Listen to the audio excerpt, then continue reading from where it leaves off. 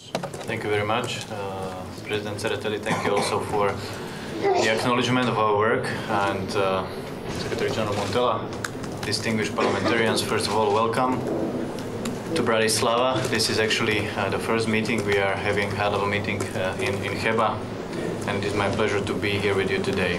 I'm convinced parliamentarians do have a vital role to play in the OBSE as such, but also in the comprehensive security and prosperity. And your perspectives and lessons learned are crucial to us. And that is from three perspectives that I see. First, it is because you are the link with the people of the OBSE, and the OBSE should serve the people. Second, it is the election monitoring in the OBSE area, and I have to say that that is an essential part of the OBSE, a regular activity that we actually see on the news and in the media in Europe. And you, of course, by your thoughts and proposals and perspectives, also inspire the work of the organization. Therefore, on behalf of the Slovak chairmanship, I would like to thank you very much for your active but also constructive work and support and engagement during the year 2019. Now, near the end of our chairmanship, I take this opportunity to very briefly reflect on our achievements and maybe on a couple of remaining challenges ahead. So as you know, three priorities have been identified, the three main priorities of our chairmanship, and that is conflict prevention first, then safer future, and third, effective multilateralism. So to start with the first priority, preventing and resolving conflicts and mitigating their impacts on people. I believe we found ways to take small steps forward for people. We showed that the OBSE is engaged in crisis and conflict settings at the highest possible level. We also pressed for improvements in the humanitarian situation in Ukraine, with some progress. This includes disengagement and the repair of the Stanica Bridge, which I'm sure you're very well aware, as it was recently opened and reconstructed. It has been in the media. And this is actually not only a concrete result of the work that people can actually benefit from, but the bridge also is a symbol of connection of the two sides. Therefore, we consider this one of the biggest achievements during our chairmanship. In Georgia, our engagement through the Geneva International discussions and the incident prevention and response mechanisms have shown that the OBSE promotes de-escalation and stability. Our engagement was demonstrated also by nominating a Slovak diplomat for special representative for the South Caucasus. In the Transnistrian settlement process, where I saw the biggest opportunity, we took stock of progress on the existing CBMs, but we also outlined an implementation phase for the future. And I believe, hopefully, this will bring tangible outcomes in the coming weeks and months. Regarding the Náhornom Karabachu conflict, we continue to support the Minsk group of co-chairs in their efforts to reduce tension and maintain an atmosphere that is conducive to peace.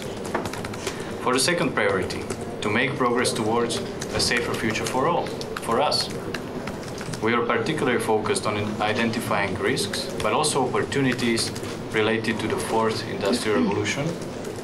We actively initiated, shaped, and hosted projects and many different initiatives advancing a comprehensive approach to our future security. We also engaged and empowered youth and women. We also took important steps to promote cooperation on energy, cybersecurity, but also violent extremism and radicalization that lead to terrorism. However, political will of participating states is crucial in every area, and this is also true for the third priority of ours, and that is effective multilateralism. As we respond to a new era of major transnational security threats, there is a clear tactical, strategic, but also political value in not acting alone. So we looked for ways to cooperate, internally, but also externally. We as a chairmanship revitalized the role of the OBSE as a platform for dialogue at all levels. We have also built stronger links with the Asian and Mediterranean partners, but also with other international organizations, mainly United Nations and the EU. Ladies and gentlemen, against the background of increasing political tension, we should not forget that the OBSE continues to do extremely valuable work on the ground.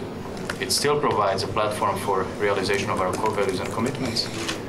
Indeed, it is the vehicle by which we bring those commitments to life.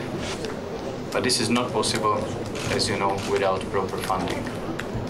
And I would like to talk more about this. The adoption of the OEC annual budget was yet again delayed this year. OEC participating states find it more and more and increasingly difficult to annually agree on the adoption of the budget. And this happens from every year, from one year to another. Very peculiar situation that we have been confronted with as a chairmanship at the beginning of the year. So we had to take care of the budget, but also of the scales of contributions. As of January this year, I led the informal working group on scales of contributions. Our work was practically twofold. One was political, the other was expert level. So we conducted an intense political dialogues and interventions were necessary, but we also very actively worked on the ground in Vienna with every delegation on the expert level bilateral negotiations. Finally, in April, we managed to put an end to the legal vacuum regarding the scales of contributions. And this is very important. After 15 years, we have been able to achieve consensus on the new set of scales of contributions, which is, I believe, also a huge achievement, but also it is symbolic. It's a symbol of achieving consensus in this area. But it was only for this year, for 2019. So the situation will most likely repeat again next year. But we have a vision to go beyond 2019.